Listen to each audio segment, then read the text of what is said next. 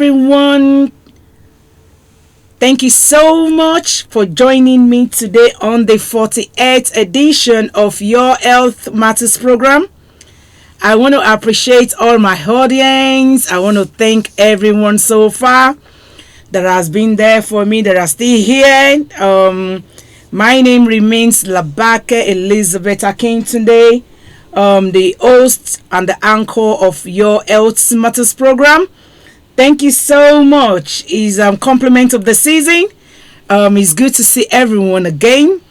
I hope everyone is feeling okay. I hope everyone is fine. As you know, on today's program, there is no guest. It's actually a recap because this is a norms that we normally do every year. We always make sure we actually go through everything we've done over the years. In case if you've missed a particular topic, and this is the opportunity for you to catch up with what you've missed. Thank you so much, everyone. I can see people joining us on the Facebook. Hello, thank you. Please share the video, click like, and put comments. So like I said, before we start the program, I would want to appreciate everyone who has actually been there for me. All my fans, thank you so much. All those people that normally comment, that share, my friends, and my colleagues from work, and even my Facebook fans. Thank you so much, everyone. And I want to thank the admins on the Health Matters platform. Thank you so much. You know, they do a lot of work on the platform. They actually ensure that we have comments, we have things to read. They ensure things that are not appropriate are deleted, screened before it's been approved. I really appreciate everyone. Thank you so much. God bless you all. And to all the guests, what can we do? If we have fans, we have a lot of viewers, and we don't have guests coming to talk about the topic. You know, like I always say, I don't pay these people.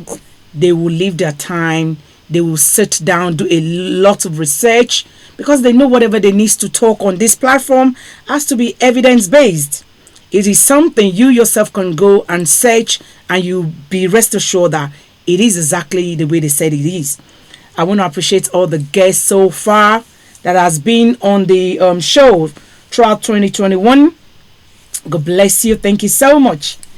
So going to today's topic, I'm going to start from January. We treated a topic called stem cell, and we have a doctor on the show, Dr. Tolulokpe Ogunleye. This was actually a doctor that was talking about how we can use umbilical cord with new generative system, how we can extract stem cell from a placenta or from the umbilical cord to treat a lot of illness.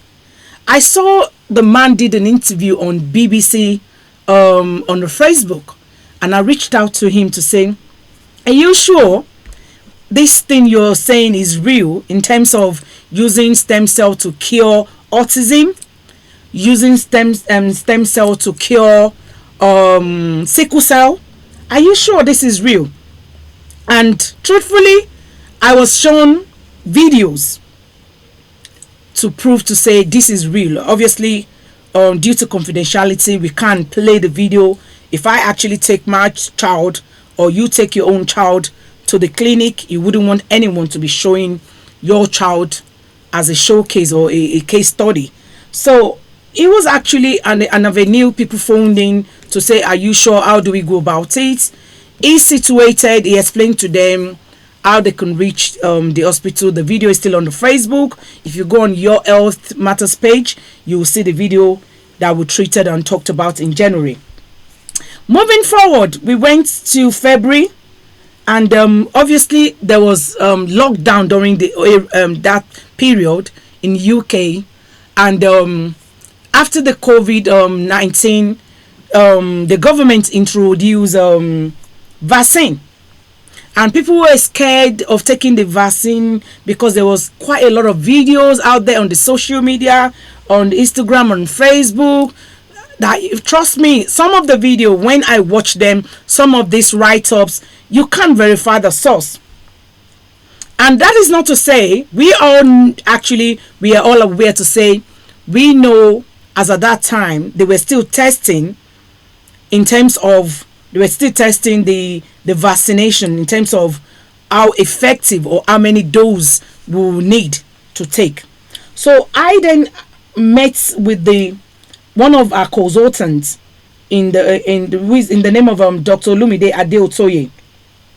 I invited him because I saw him actually. He presented a case during the professionals meeting. I reached out to him to say, Dr. Olumide, can you please come and educate us and tell us, can we really trust this vaccine? A lot of people are saying it's going to kill your immune system. Some people say you're going to get stroke. We saw a lot of video. People are dribbling. There were kind of theories out there.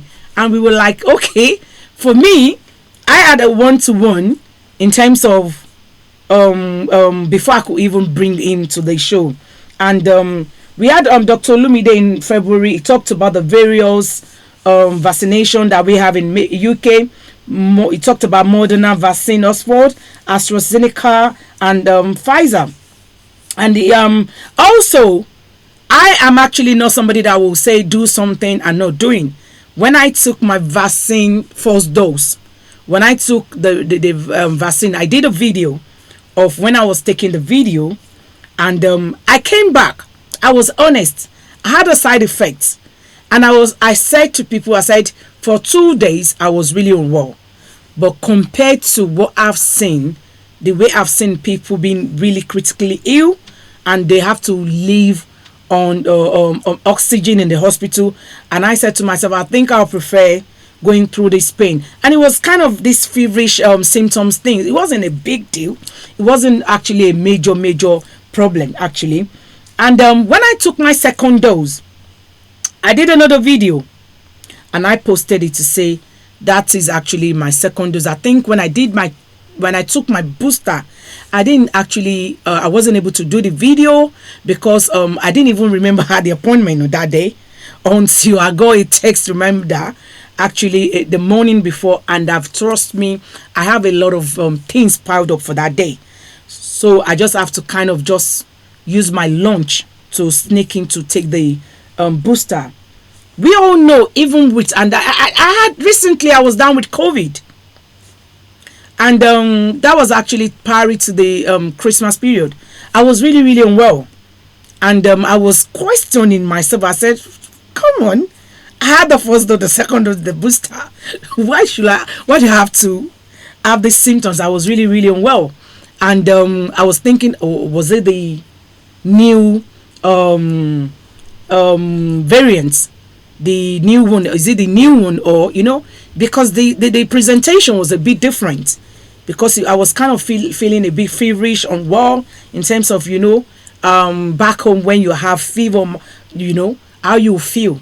But obviously I was actually at the end of the day, I was using the normal thing everybody was using. I was boiling pineapple, orange, lemon, those kind of fruits, herbs that we're using here. And at the end of the day, I realized that I think I need to take some antibiotics, and it did help. I did the lateral test, and I did later actually went to do the PCR to make sure I was really clear before I went back to work. I was actually working. I was working from home. At some point, my boss was like, you know what, just go off. So in terms of the vaccine, to be honest, I wouldn't say it's not working, because I'll deal with people who has COVID in the past, and obviously we give them injection, we have contact with them, and I was okay. So what happened in December? So I think the government is still on it in terms of, after the booster, are we okay? Do we need? So there is still a lot of questions around that area. But I am still saying you need to protect yourself. If say next week, next month, later in the year, they say we probably will still need a second booster. Trust me, I will go ahead, because this is actually something they're still actually trying, and we hope they get it right. But I can categorically say the vaccine, like unlike what the theories are saying, is not damaging any immune system, is not causing any harm to anybody. So later we actually heard about what happened in Nigeria in terms of the toll gate massacre. Then and while we were everybody was trying to survive. COVID is doing this thing. Everybody's just trying to survive living, and then before we knew, boom, we heard about the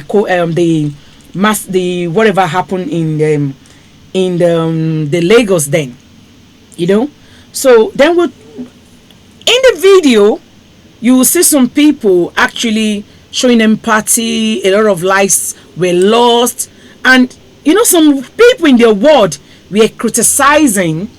Oh, they shouldn't have done it this way. They were condemning, this individual actually, So then somebody sent an email to say, can we talk about stigma? People need to understand that it is going to, just like what the Bible will always say, the way it is now, it is going to continue. Stigmatization is a huge problem in our society. Even when people are doing the right thing, in as much as it's not fitting some people's life, they will criticize. So we treated stigma in March. So we talked about the culture of labeling. We actually, in fact, my intention of talking about stigma was to encourage and actually support people to say, if you see anything that is right and you think you want to go for it, go for it. Don't forget about what people will say. People will always condemn. Some people will praise it, some people will be there, but ignore whatever people are saying. But it kind of turned its shape, because later somebody phoned in, and it was actually a guy, and was actually there was this issue around, discussion around the way some culture brought some men up. You're not allowed to cry. You're not allowed to express yourself. They see you as a weakling. And truthfully, from where I come from, hardly will you see, let me say, in our world. Because to me, if I see a man crying, that doesn't make you a weak man. That is my philosophy. That is my belief. So for some people, they think, oh, why should a man cry? A man should be able to control their emotions. Then prior to that time, on social media, they were named, celebrities, actually few of them that committed suicide. And then I was beginning to kind of wonder that, why do you think it's okay for a woman to express their feeling and cry? But to my surprise, some of the men actually went on Facebook and said, no, men should not cry. And some were like, why not? There was this debate around the men during the period. And I had the person of I call him my boss, Ola Senusi. He was actually of the opinion that when they see men cry in public, they feel they're not strong enough, And an average African man is actually trained to box in the emotion. And I think we actually extended the conversation to our children, and we said about the way we grew up in Africa, that they will be teasing you and be calling you fatty bum bum, and those kind of silly nicknames, and say fatty bum means somebody who is big, and sometimes some people will actually, with no disrespect, say, oh, you're fat. So in our society, especially where we live now in the European world, it is not acceptable. So we talked about parents, some of the parents, that we need to be mindful of the choice of words that we use for our children, because it kills their self-esteem. If you actually said, oh, you need to watch what you're eating, you're getting fat, before you know it, the child will stop eating. Before you know it, they get to school, or probably you even say it in the midst of other people, then you will expose your child or that child to being bullied. So we talked around we need to actually detach ourselves, especially for some people. Some people who actually be claiming they're playing with you, using abusive words, and they want you to understand this is play to them. So we actually kind of finalize to say, you know what, detach yourself from anyone who wouldn't make you feel good about yourself. Whether play, whether the mentate, you need to actually do and surround yourself with positive people that will appreciate you and actually value you for who you are. So a lot of people called in during the this thing and actually hear their opinion in terms of how we need to be actually doing things. So later, while I was minding my business and doing my things, I got an email from a lady who didn't actually want us to share a story at all, because it was still fresh, it was still ongoing around that period. So there was no way we could bring the issue to life. So then it was actually about domestic violence. So we treated domestic violence. But the reason why we treated domestic violence, the lady is happy for me to actually, obviously I'm not going to mention names still, is happy for me. This was actually a lady that sent an email, and obviously was actually living in England, married. She was actually on spouse visa, and definitely the man actually was really abusing her, really abusing her, to the extent that not just verbally abusing this lady, there was physical abuse happening. And obviously he will say to the lady rather, and said, you can call the police, do whatever you think you want to do, but be rest assured your paper is going to end. And obviously there were kids involved, and the issue of social services getting involved, the fear of the unknown, to say what can we do. So obviously the lady kept quiet, but as you know, she actually emailed me. Obviously I saw the email address and I was asking for her name. She wasn't going to give her name, she wasn't going to give her this thing. She was just saying, I'm in this situation, what do you reckon? Then I actually responded to say, you know what, let me speak to the department of the borough where you are and see, and I will give you the option. If you want, as soon as you actually inform the professionals of any domestic abuse, whether you want to proceed, whether you choose to stay with the man, because children are involved, you've made a decision to stay in that abused marriage, they will pull the kids out. I said, so if you know you want to follow it through, you want to come out, this is how to go about it. And the other option is leave quietly. But that seems like it wasn't an option, because the response I then got was that this lady is not working. The man did not allow him to work. Okay, fair enough. I said, in this situation, we will have made inquiry. They will be able to support you to the extent of getting your papers, you get benefits. And I gave her the options. I said, but me, I'm not telling you to leave your marriage. I'm in one, you understand? So I will make my decision. It has to be your decision. And at the end of the day, I think the lady went quiet around late March. And then we just thought, you know what? We don't know what was going to happen. So that was how I left it, and we treated domestic violence. So in April, so I had the opportunity to have on the show with me Amelia Grant, who is actually the Backing and Dagenham domestic violence manager team in Backing and Dagenham, and I had Victoria Yama. Everybody who is a Nigerian, actually, I think you will remember this lovely lady. She actually, I wouldn't say she used to be an actress. I don't know if she's still acting, but she's actually an advocate as well for domestic victims, violent victims. So she came on the program, she shared her experience.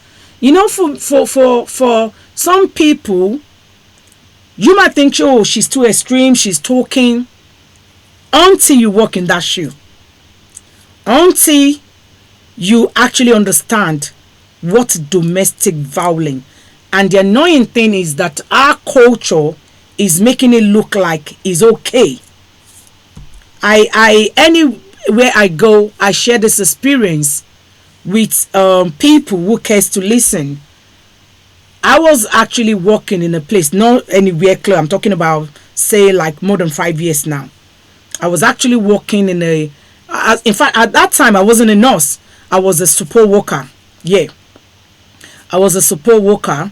I was working in a place, and the nurse in charge, it was a night shift. The nurse in charge, after the world rounds, everybody, the patients are sleeping. They go to the nurse's station because I was senior support worker, so I help with bits and pieces of medication. So she was very comfortable to talk to me. This was an elderly lady in her mid-60s, a Nigerian, and she was receiving a call, and obviously I didn't hear what the other part was saying, but I had a response. And it wasn't comfortable for her doing medication and holding her phone. So at the point she put it in speaker, and I was going to leave. She said, "No, stay." And the other part later said the man actually, they were talking about a couple, very very interesting. They were talking about a particular couple, and then what happened? I don't know what happened, and I'm not judging. The husband actually physically beat the woman, and the way our people presented was that the man actually just scold her. I will use the word. Oh, Bawi, scold her. The man only scold her, and she's making it a big issue. I totally forgot. Instead of me to mind my business, I said, auntie, somebody beat a woman, and you're saying, oh, Bawi, as in, you're making it look like, oh, in fact, we all know the rules now. For me, even when I was in Nigeria, people that knows me knows I don't like it when you beat a child unnecessarily. People that knows me here know I don't like it when you beat a child unnecessarily. You're making it look like, maybe because as I am even when I was a child, my dad never, as in physically beats me. Of course, we get it a lot from my mom, blessed memory. But it was strange to me, and before I knew it, instead of me to mind my business, this is a senior, I went to say, what do you mean? A man beat a woman and you're making it look like it's normal that he's scold, only scold, you put only, and everybody has been begging the woman and she didn't want to listen. And the woman quickly called the phone and said, then we sat down and talked about, said, so please, auntie, which one is your family? I said, I can guess it's the man. Then she was laughing. I said, because if this woman that they scold only happens to be your child, how will you happy? As if that was not enough. Even these days, even the woman, as in the wife or the lady that is in the marriage, sometimes the family will be like, it's happened, it's apologize, I am not saying don't make your decision. But when that happens, let's stop making it like it's not a big deal, please. That kind of makes me, it kind of triggers something in me that I don't like. When a man beats a woman, it is not acceptable, it is so wrong, and it should not be accepted. And we should not legalize it and push the woman or the man. Domestic violence is both ways. Let me not get carried away. Men too get abused by some women. I've seen patients that, in fact, when I hear the story, I'll look at the man and I'll be like, seriously? So it's both ways, but it's just that it's more rampant than in women, because obviously the one I've seen, and obviously researchers has also said, because men don't report. And sometimes we have some men that actually are perpetrators. You think they're quiet, you think the woman is lousy, you think the woman is this, but trust me, you don't know the full gist. So because of that, my previous experience, so when I actually saw this woman, I said to the woman, I said, I'm not going to mention your name, but we're going to treat domestic violence. Watch my show, listen to professionals, Call in anonymously if you want to, and let them hear your opinion. You understand? Whether she called in or not, I can't remember, because in fact we went out. I remember that time we went more than 1 hour on the show. I have to kind of trim the show down to make sure we stick to our time, because where I record, we have other people doing the program. So, but the conclusion was either a man or a woman, domestic violence is wrong. Whether emotionally, physically, financially, it is wrong. And no culture, I repeat, no country should make it look like it's okay.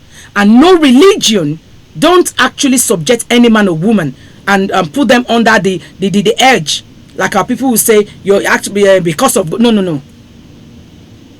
Marriage is honorary. God gave a man instruction in the marriage, and he gave the woman instruction on the marriage. If both parties fulfill their part, marriage is sweet. And I don't want to scare the young ones coming to say, oh, it has to be bad. No. If you're happy and lucky to be with a good man or a good woman, marriage is sweet. It is the only institution ordained by God that all religion, Hindus, Christian, Muslim, we all practice, except, and obviously we know it could be a man and a man, a woman and a woman. These days we're seeing a lot of things. So my opinion doesn't really matter. You understand? So I am not promoting anything either way. So I am only saying this is the way it is. Because I've got teenage daughters around. so I'm only saying this is the way it is. These days, marriage is not only between a man and a woman now. You understand? It is actually gone beyond the olden ways. So, which I don't have any objection or anything about it. But the only problem I have is abuse. It is wrong. And no religion, no culture should support it. So we had the lady shared her experience. Bless her, how she went through domestic violence, how she was able to make a decision. So I am saying to you now, if you're still in that marriage and you still care, and you're still experiencing domestic violence, if you're able to manage it, fine. Well, if you're not able to manage it, you need to seek for help. So later in July, the lady reached out to me after the show. And she actually called me. She didn't have the number, and I followed it through.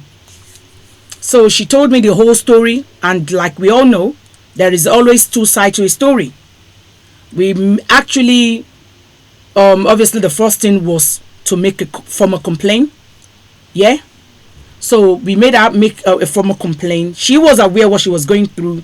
She got support. In fact, it was really bad that by the time we looked at the back of this lady, there were marks, bruises. So it wasn't like a cook-up story. This was really bad. It was really bad. The lady was moved away with her children. And obviously, she got allocated a social worker. They wrote to the head home office in terms of her status. That one was cleared because it was actually... apparently there were a lot of medical records. The GP knew about it. The GP has been advising her to take steps, but she was too scared to do it.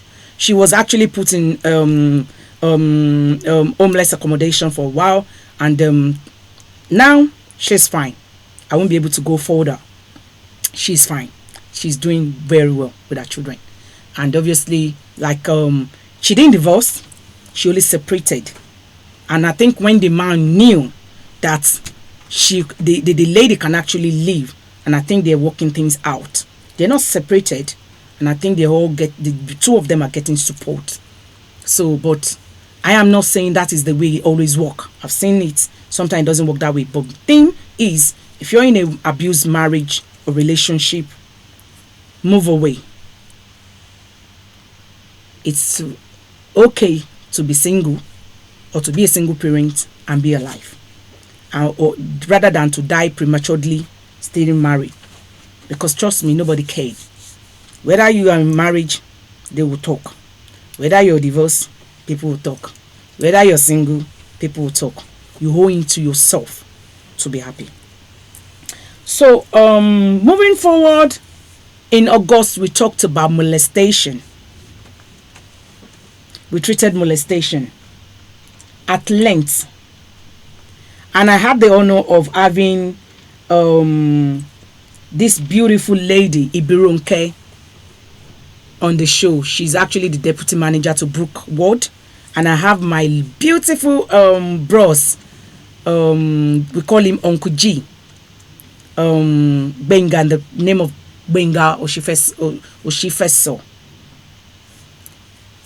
You know, he actually explained what he went through growing up.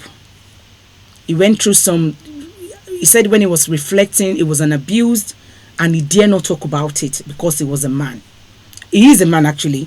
Was growing up, and that's the way for everybody that stays in African countries, you know what I'm talking about.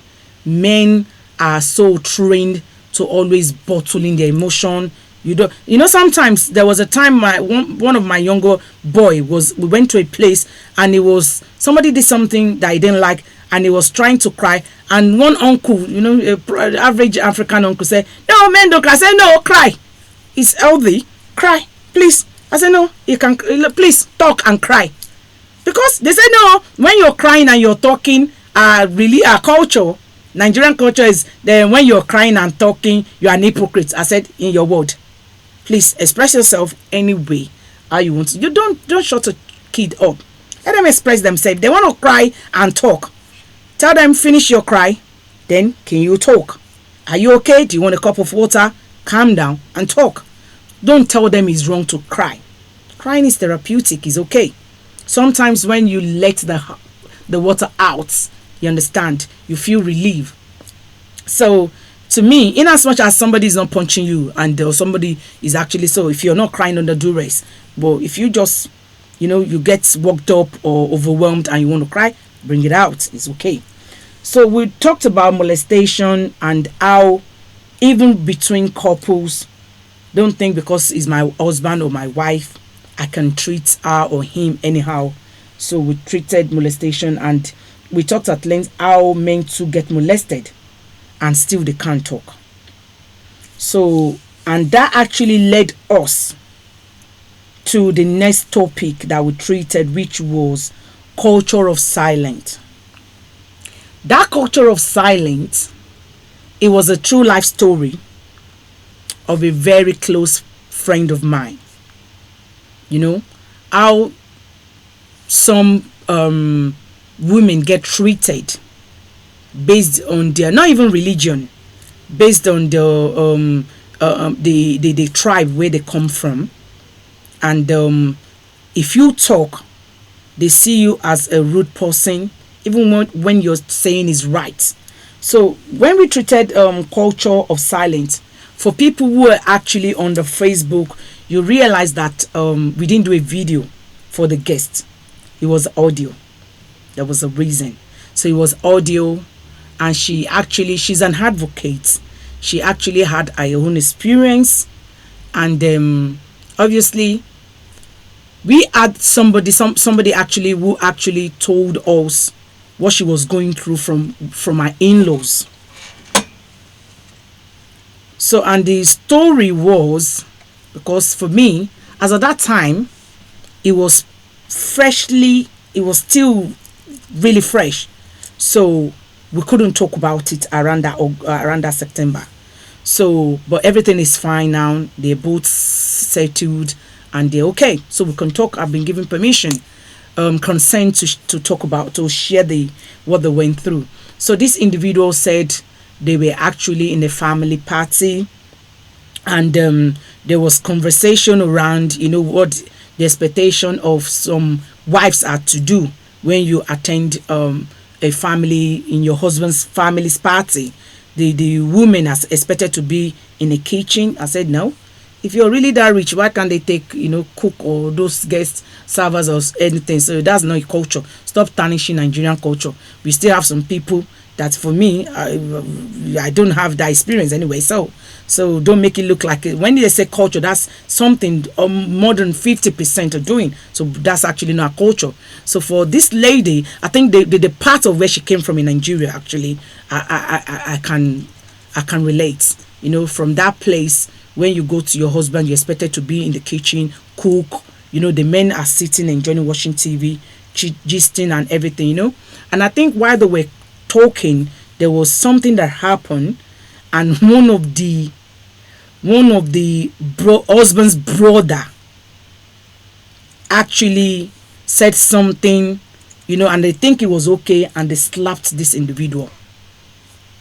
Don't forget, this did not happen in UK. My audience are not only in UK. We have people from Nigeria, people from Canada, people from UK, obviously. So from other countries too. I have one of my very loyal fan that is from Indian, actually. So, and the lady says she just had a slap landed on her face. And obviously, she gave it back PM. She retaliated immediately. And the husband was sorry. Okay, so the woman, the lady, it was a lady that slapped the wife, but the older sister to the husband, the sister-in-law, the older sister, that slapped the wife, and obviously, she retaliated and gave her back PM. And the husband came and felt it was rude of the wife to slap her sister. And I said, okay. Did they address the fact that she slapped you first? She said no. I said, okay. So why are you telling me this? And she was like, at the end of the day, she was summoned. There was a meeting. Obviously, that was a chaos. And at the end of the day, she was blamed. I said, okay. So I actually, for me, I speak with professionals. When I say professionals, don't think, oh, you people are living in UK, that culture, your way of life. When I say I speak to professionals, our professionals are not only UK expertise. I speak to Nigerians who lives in Nigerian. We actually, like doctor, obviously medical practitioner, but who are also Nigerian men and women. And I was like, I've been out of the country for a while. Maybe I'm not new to the system. Is this really acceptable? And is this right for somebody to actually, and nobody's saying anything about the first person that actually raised the finger, and now the thing is on her, and they want her to apologize. They now actually use religion to package and highlight her sins. And at the end of the day, and I said to the lady, I said, you know what, your decision still. This is why I say to everybody, I don't give advice. I will only tell you, if you want to go this way, this is what the system can offer. There are help out there. If you choose this way, this can be the outcome. If you go this way, this might be the outcome. So you make your decision yourself, because nobody can make decision for me either. So at the end of the day, then this lady stood for herself, and she went out to get professional support. And obviously, the story changed immediately, because she actually exposed the family. The story changed immediately and said, our culture, you don't expose what happened in your family out. I said, with this culture that we are even talking about, who made the culture? Who told you it cannot be changed? Any culture that is actually whether a man that is actually making anybody unhappy, putting them at risk, making them vulnerable to abuse, it needs to be eradicated, if not changed. Obviously, she went to NGOs, and they got involved, and the story changed. Nobody was then dealing with the fact that the sister-in-law was the first person that slapped her. The issue was like, no, she exposed the family. So then that's where we got the culture of silence. Let people talk, please. How can you slap me and you say I should keep quiet? It's not going to happen. You give me boom that I don't like violence, Well, come on. You slapped something. Who were you expecting? She was gonna. Were you expecting her to be crying? Of course not. That is actually bullying. That's not nice. You don't bully people to keep quiet. When you do the wrong thing, when you actually eat someone, you think because you're in-law or anything, then they will walk away. No, those are the errors of our mothers. Those are the errors. That doesn't even make it right. You shouldn't eat anyone. It's not right. And we actually stress it to say people should not be bullied to quiet. And please, in as much as I appreciate, if anybody press any red button, block them. Any red head on my platform, please just look for the name. Any of me, just block them. This is my platform. I will hear my opinion. You don't have to agree. Please put your opinion on the comment section. I'll read after. So, in a nutshell, the story was changed, and it was like she was silent. They wanted to silence her. And obviously, the NGOs got involved and they supported this woman. They addressed the issue. They summoned the sister-in-law. They spoke to the husband and said, this is not going to happen and this is not right. And I was so happy, though I didn't have any connection, but I was following the story. True, because I will be a liar. Please, if you have any connection in terms of domestic violence in Nigeria, not just give me a number to call. Somebody who works there. I don't mind. I'm open to ideas. Because it is not fair. This platform is actually to make our life. Don't see it as a way to say you're actually encouraging women to be rude. No, I am not going to tell you to be rude to your husband. Rather, will I actually tell your husband to bully you? All we are saying is that let's live peacefully and enjoy life together. So the woman got support that she needed, and I was happy with the outcome of the story. And that was how we talked about culture of silence, to say whether Muslim or Christian, please stop bullying people because of their religion. And a lot was happening on social media around that area that I don't even want to go into, because some of it were really annoying, So, and in October, there was a case that happened, I think 2019. And I thought, we signpost the patients, did everything we could.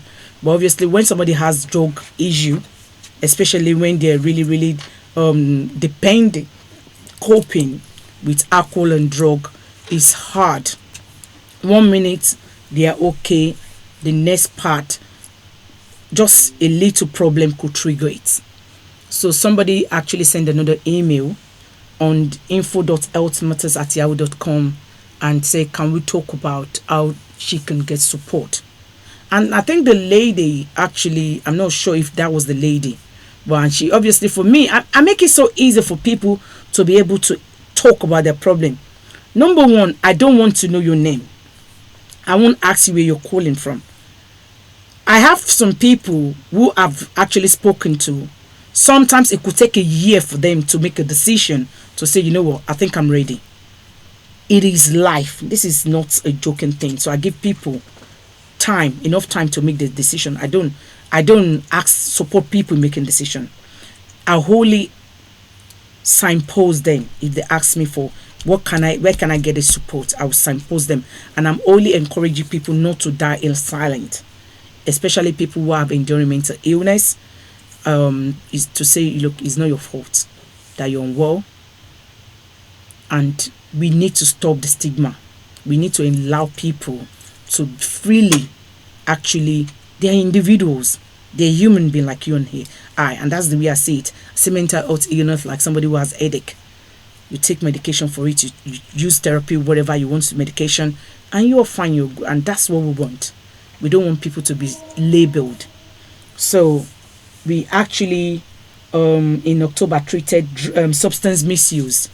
And I have the honor of having one of my big boss on the show, in the person of Carol White. She's the Integrated Care Director for Avon. So, and we talked about, we discussed the damages all this excessive drug can take, how people need to actually be careful of the prescription we doctors, we professionals, the prescriptions we're giving people, because sometimes some of this side effects as well, you know, it has some damages that it causes on other people. And because sometimes some of the side effects could be weight gain. And obviously, trust me, to lose weight, if you're not determined and cannot deprive of yourself of some sweet things, it might be so hard to lose weight.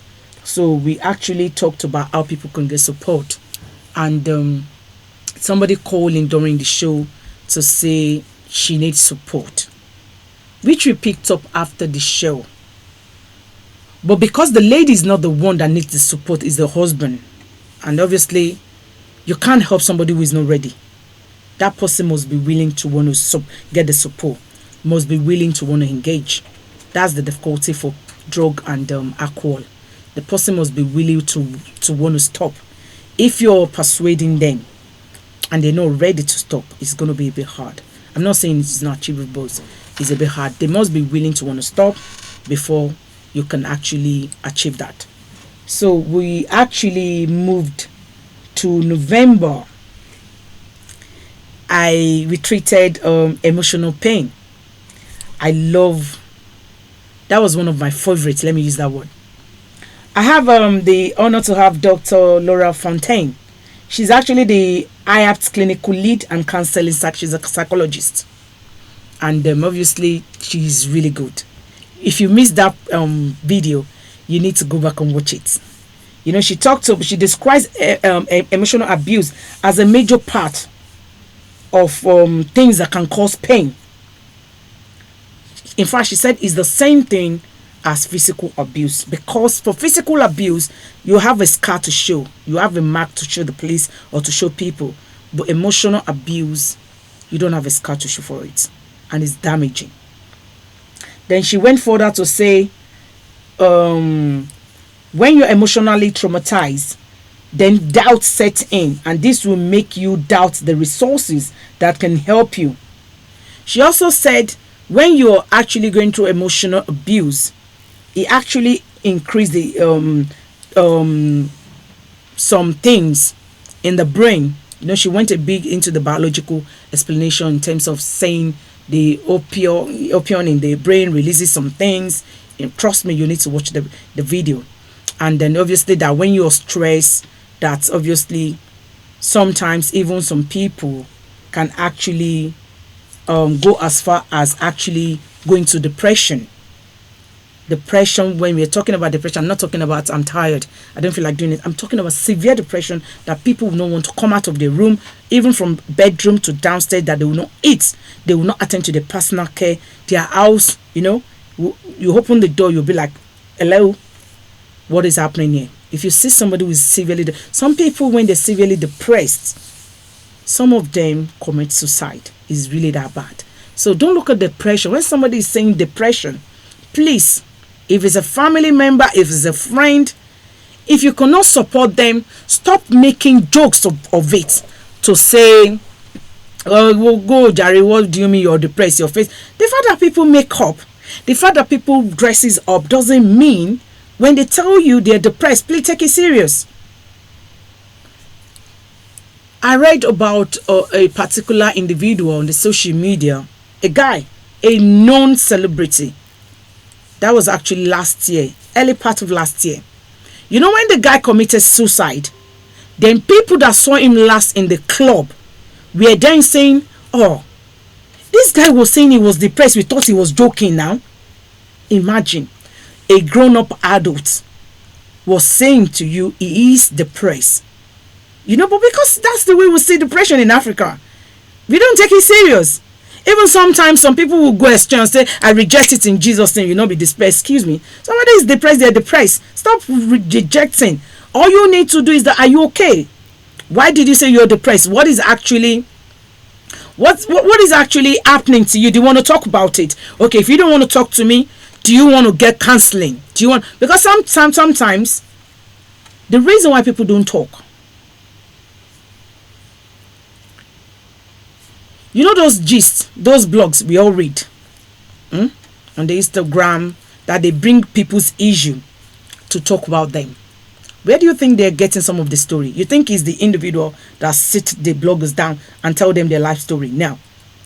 It is a close friend, close family that they get their stories from. You know the reason why people are not talking?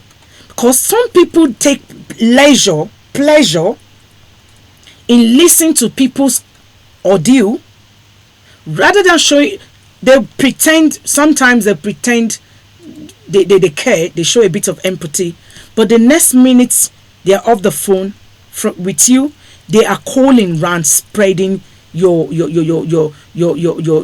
issues around. But do you know what I say to people that cares to listen? If you think because people will talk about you or share your secrets, so you want to keep quiet, you want to die in silence, you're not doing yourself any favor still. Let's assume there's nobody to even trust. You cannot trust anybody. And I'm not saying talk to God, please.